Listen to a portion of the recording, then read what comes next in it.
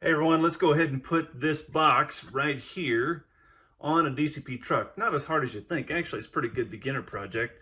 And this is the truck that we're going to put it on. If you follow me on social media, I posted like 4 different trucks, and this one got the most votes. It's a 359 DCP Peterbilt. Got a long frame that's going to fit this box really nicely. So let's get to work. All right, this box comes on this Speccast truck, and there's 2 screws that hold it into place. It's really no big deal to take it apart. This is really a great beginner project. And then I can see right now, I don't think we're gonna have to do anything to this box to get it on this truck. I could see these 2 little die-cast stubs right here. We may have to shave those down with a Dremel to get it to fit level, but other than that, I think we're good to go. The big part of this is going to be this truck right here. You have a plastic 5th wheel plate, you have this deck plate, and the air lines. All that comes off really simple with your side cutters and a knife. This deck or 5th wheel plate just pops off. It's plastic, so no big there. And then you're going to take your knife, and I like to go underneath this, between there, just kind of twist it up. Most of the time, you're not going to break that when you take it off, or at least you won't bend it. You might break some of those pegs off, but I never reuse those anyways. I always cut them off before I use them. And then to save your air lines, I like to grab them with whenever I can use my side cutters like this, I like to just grab them like that and just kind of pry them up gently. And then you do save a peg if that's important to you. Save all those parts, you can reuse them, especially those 5th wheel plates. Those are hard to come by. Then we've got this here to do something with. So what I like to do is I'll cut that with a side cutter if I can. I'll break those as short as I can. Then you can use a Dremel, a sander, whatever. You got to get all of this apparatus right here level, and then you're good to go. And just because I don't want to break anything or screw up them tires, I am going to pull these tires off with fancy dancy tire puller like so, and then pop those off like that, and there they go. Now I'm ready to go ahead and do the work. So I'm going to do that off camera, and we'll be back in a second. All right, we're back, and this is what I've done here. Like I said, I took my sander and just buzzed that off real fast. Got a little heat on it, so be careful when you handle that. I'm going to go ahead and replace these tires right away, just to get them where I won't lose them or misplace them by accident. Of course, nobody does that around here, do they? Nah, never. All right, push those back on. 1, 2, 3, done. 1, 2, 3, here we go. Now we're ready to test fit our silage body. Okay. Ta-da. And it looks like I have one peg that's going to be a problem. It's this rear one. Now, if you look inside there, you can see some daylight, and it's right where that peg is resting on that frame. Right there, you can see it, and it is hitting right here. So I'm going to go ahead and take a Dremel. I'm going to shorten that up while I'm at it. Even though this one isn't in the way, I'm going to just take it off. I've got the Dremel out, but I'm going to buzz that down, get it level with these frame rails, and then we can probably glue that on, and we're good to go. All right, you remember how this stood out a little bit past that frame, both of them? Well, they don't now.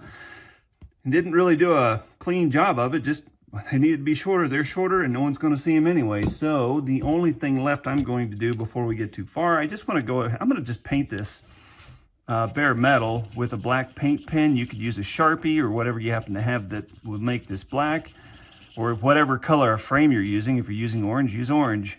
If you have a pink frame, use pink. It's up to you. But there we go. Put a little color on that. I just, if you're looking at it the right way, I don't want that shiny metal to poke through. Now, we're just going to test fit this one more so you can see how this goes together. I really don't like these pipes on this particular model. In the real world, your exhaust would point away from your cab, and we may end up just switching those out so we can sneak that a little closer to the back of that cab. Yeah, anyways. We'll do that in a second, but right now we do want to take a look at this and just see how it looks. And right there, that's pretty freaking good. That's all I'm going to say about that. It's pretty darn good. And true to form, we are going to go ahead and take these exhaust off. I'm going to put some 90 degrees or some sort of turnout on it, or maybe some 13s on it, who knows. But for our purpose, we just need these out of the way.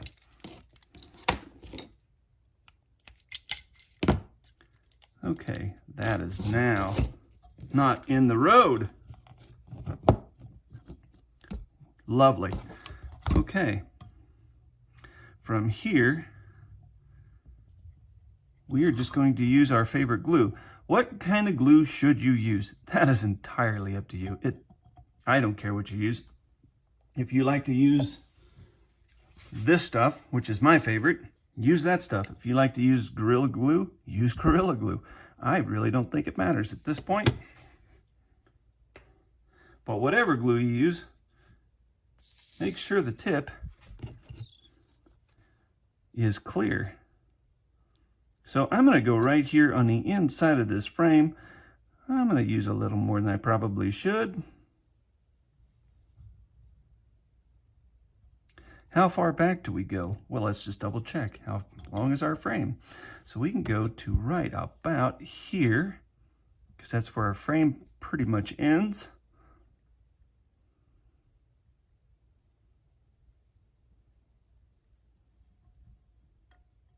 Just like that. Voila.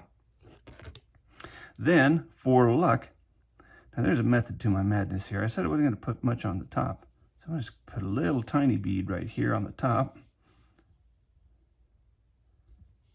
because there's going to be magic happen. Magic is an over-exaggeration, but it's going to be cool. All right. There we go, like this.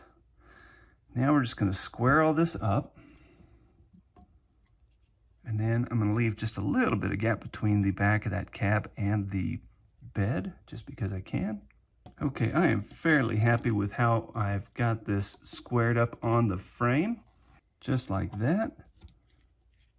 I'm going to use a little bit of Insta-Set back here just to hold this all together, because my goal is to flip this over and then let all that glue on the inside of that box kind of come down to the bottom, or just kind of ooze down in the frame and hold it together.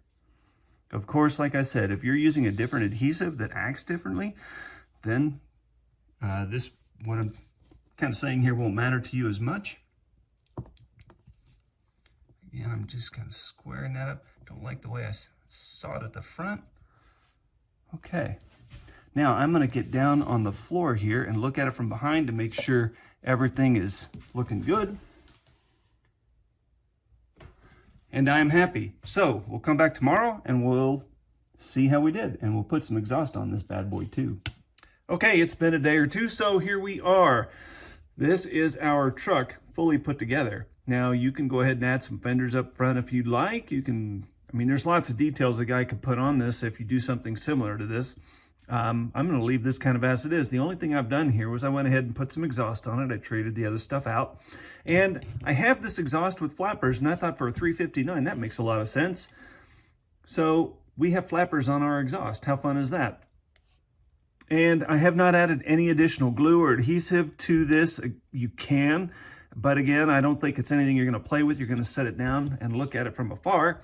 So I think we've done all right. About the only other thing I didn't realize this thing didn't have an engine. I'm pretty sure I know I stole the engine out of this for some other project, and so I found one and stuck it in there. It's not glamorous, but who opens the hoods on these?